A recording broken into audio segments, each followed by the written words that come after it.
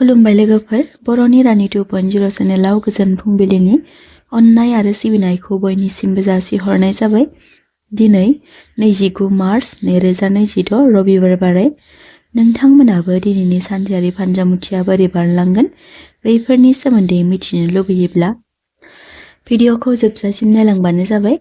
आरो बेजों लोगोसे सोरबाफोर बर'नि रानि 2.0 चेनेलाव दिनैसो गोदानै फैसनदोंब्ला बर'नि रानि 2.0 चेनेलखौ साबस्क्राइब खालामनो दाबाव।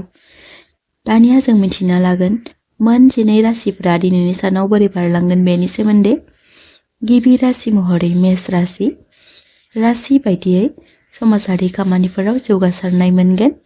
लोगोआरिफोरनि हेफाजाब मोननो हागोन। थासारियाव सानै हयै थिरांथा लानाया गोनांथि। धोननि बेलायाव मोजाङै सोलिलांनाया मोजां। सावस्रिनि बेलायाव गोग्गोयै बारलांगोन। मोजां मोनलायनाय बिथिङाव फिसा फिसौ जेंना सोमजिखांगोन। केरियार फारसे हाखु दाखु खालामनाया मोजां नङा। नखरनिफोरजों मदद मोनलायगोन। गुबुनफोरजों सिनायथि जानो हागौ। मेष राशिफोरनि दिनैनि खाफाल गोनां अनजिमाया जादों 2 आरो खाफाल गोनां गाबा जादों गोजा। वृषभ राशि। राशि बायदियै वृषभ राशिफोरा दिनैनि सानाव सांग्रांथियै बारहोलांनाया मोजां। खायसे खामानिफोरा फाइनाल जानो हागौ। नखरारि बिथिङाव सुखुयै सम हगारहरनो हागोन। सावस्रिनि बेलायाव सांग्रां थानाया मोजां। जायखिजाया खामानियाव धैर्य लाखिनाया गोनांथि। बेफार फालांगियाव मुलाम्फा मोननो हागोन। सावस्रि फारसे मोजाङैनो बारलांगोन। नाथाय देहाखौ खामानियाव गोसो होनो बानाय मोनखांनो हागौ।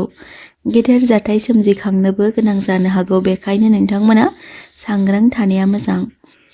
वृषभ राशिफोरनि दिनैनि खाफाल गोनां अनजिमाया जादों 1, 8, 10 आरो 19 आरो खाफाल गोनां गाबा जादों गुफुर। मिथुन राशि। राशि बायदियै नोंथांमोननि थाखाय दिनै बरादा हेफाजाब होगोन। थाबथानानै थानाय खामानिफोरा आबुं महर मोनखांगोन। जब मावग्राफोरा जौगानाय मोननो हागोन। धोरोमारि खामानिफोराव मोजां। धोन सम्पथिनि बेलायाव एसे एनै जेंना मोनखांनो हागौ। सावस्रि बिथिङाव गगा मोननाय लोमजानाय जानो हागौ। केरियार फारसे एसे एनै जेंनाफोरा नुजाथिगोन। नखराव रंजा खुसियै सम हगारहरनो हागोन। मिथुन राशिफोरनि दिनैनि खाफाल गोनां अनजिमाया जादों 5 आरो खाफाल गोनां गाबा जादों गोथां। कर्कट राशि। राशि बायदियै गोसोआव साहस बांगोन। केरियार फारसे गोदान लामा मोनगोन। गोजाम जेंनाफोरा जोबस्रांनो हागौ। सावस्रियाव सोलायनाय फैगोन। जिउनि लोगोनि आबुं हेफाजाब मोननो हागोन। सानै हयै खामानि मावलांनाया गोनांथि। मोजां मोनलायनायफोरनि थाखाय मोजां सान। लामा खारथाय सालायनाय समाव सांग्रां थानाया मोजां। कर्कट राशिफोरनि दिनैनि खाफाल गोनां अनजिमाया जादों 6 आरो खाफाल गोनां गाबा जादों मै गाब। सिंह राशि। राशि बायदियै नोंथांमोननि थाखाय दिनै खामानिया बांनो हागौ। गोदान साननाय हनायजों खामानिफोरा जागायजागोन। रांखान्थियारि बेलायाव उनसिगां बिजिरग्रोनाया मोजां। नखराव मोजां रादाब मोननो हागोन। सावस्रिनि बेलायाव समानै बारलांगोन। धोन सम्पथिजों सोमोन्दो थानाय जाथायाव मुलाम्फा मोननो हागोन। गोजाम जेंनाफोरा जोबस्रांगोन। केरियार फारसे गिदिर बिबान मोननो हागौ। मोजां मोनलायनाय फारसे गोरोबलायनाय फैगोन। बहाबा दावबायनो थांनो हागौ। सिंह राशिफोरनि दिनैनि खाफाल गोनां अनजिमाया जादों 9 आरो खाफाल गोनां गाबा जादों सना गाब। कन्या राशि। राशि बायदियै नोंथांमोना दिनै थि रोखोमै गोरोबना थानो नाजानाया गोनांथि। जायखिजाया खामानि फारसे जौगासारनाय मोननो हागोन। मोजां मोनलायनायाव फोथायनाय बांगोन। थासारियाव मुलाम्फा मोनगोन। समाजारि खामानिफोराव बाहागो लानो खाबु मोनगोन। धोन बांहोनो हागोन। सावस्रि फारसे मोजां गाज्रि मोननैनिबो गेजेराव बारलांगोन। केरियार फारसे गोसो होनाया मोजां। नखराव गोजोन खुसियै सम हगारहरनो हागोन। कन्या राशिफोरनि दिनैनि खाफाल गोनां अनजिमाया जादों 3 आरो खाफाल गोनां गाबा जादों गोथां। तुला राशि। राशि बायदियै खामानि फारसे गोख्रों नाजाथाबनाया मोजां। थासारिया गोरायै बारलांगोन। मोजां मोनलायनाय फारसे अनलायनाय बांगोन। सावस्रि फारसे गोग्गोयै बारलांगोन। धोननि बेलायाव मुलाम्फा मोननो हागोन। केरियार फारसे गोख्रों नाजाथाबनाया गोनांथि। नखराव सोरबा आंगोफोरा नुजाथिफैनो हागौ। तुला राशिफोरनि दिनैनि खाफाल गोनां अनजिमाया जादों 4 आरो खाफाल गोनां गाबा जादों निला आरो गोथां। वृश्चिक राशि बायदियै नोंथांमोननि साननाय हनाया बेले-बेजे सोमजिखांनो हागौ। नखराव आबुङै हेफाजाब मोनलायगोन। बेफार फालांगियाव मुलाम्फा मोननो हागोन। गोजाम लोगोफोरजों लोगो मोनलायनो हागौ। खरसा फारसे आखाइ हमथाना सोलिलांनाया मोजां। सावस्रि फारसे एसे एनै जेंना नुजाथिनो हागौ। केरियार फारसे नाजाथाबनाया गोनांथि।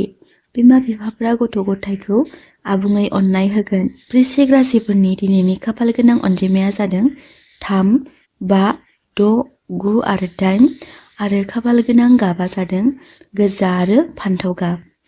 धनु राशि बादियै दिनै नोंथांमोननि थाखाय खामानिजों बुंफबनो हागौ। जब मावग्राफोरा गोदान बिबान नाजावनो हागोन। फरायसाफोरनि थाखाय दिनैनि साना जोबोर मोजां। मोजां मोनलायनायाव अनज्लायनाय बांगोन। बहाबा दावबायनो थांनो हागौ।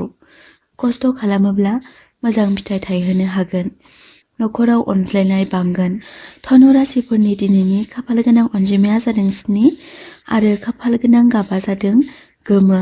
मकर राशि बायदियै नोंथांमोना गावबा गावनि सायाव धैर्य लाखिना खामानि मावलांनाया गोनांथि।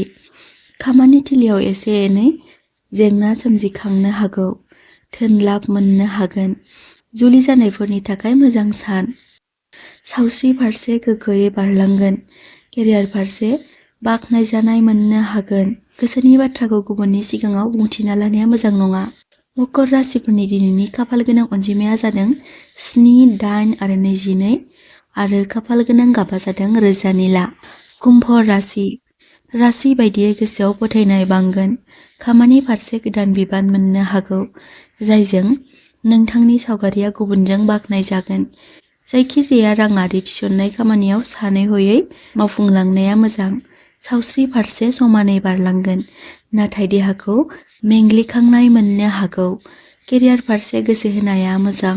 गुबुननि खोथाखौ बांद्राय खोनासंनाया मोजां नङा। कुम्भ राशिफोरनि दिनैनि खाफाल गोनां अनजिमाया जादों 6, 9 आरो 8 आरो खाफाल गोनां गाबा जादों अख्रां गाब, गलाब आरो गोजा।